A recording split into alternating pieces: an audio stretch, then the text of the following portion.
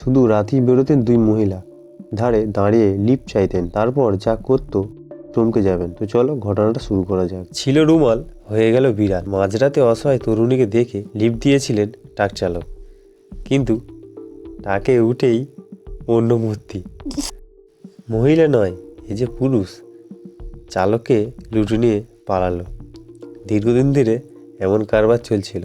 অবশেষে আজমের দিল্লি হাইওয়ে থেকে দুই ছদ্মবেশীকে গ্রেপ্তার করলো পুলিশ। মালপত্র নিয়ে এক রাজ্য থেকে অন্য রাজ্যে পাড়ি দেয় বড় বড়।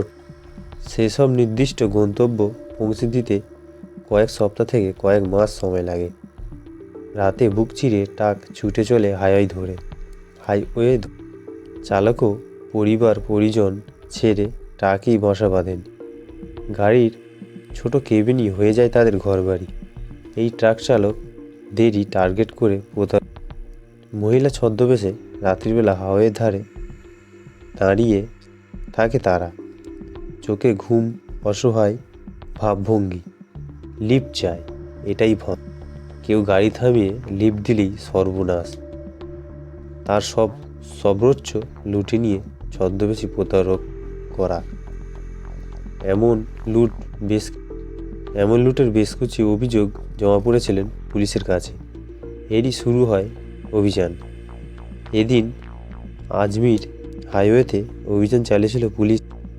দুই ছদ্মবেশীকে যুবককে গ্রেপ্তার করেন deputation commissioner of police. Police জানিয়েছে ধৃতরা বিহারের গিরিধারীপুর বাসিন্দা।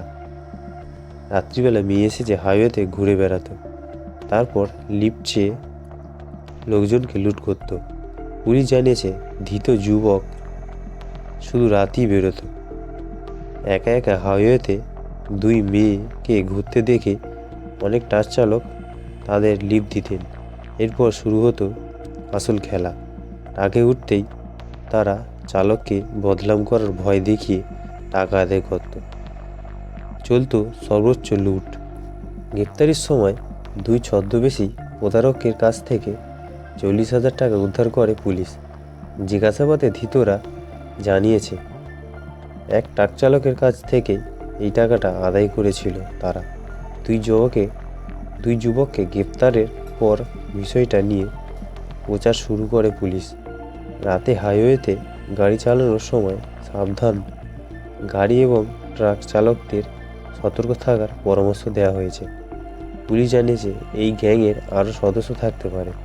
তাই রাত্রিবেলা হাইওয়েতে অচেনা অজানা মেয়েদের বা মহিলাদের লিফট দেওয়ার জন্য গাড়ি থামাবেন না।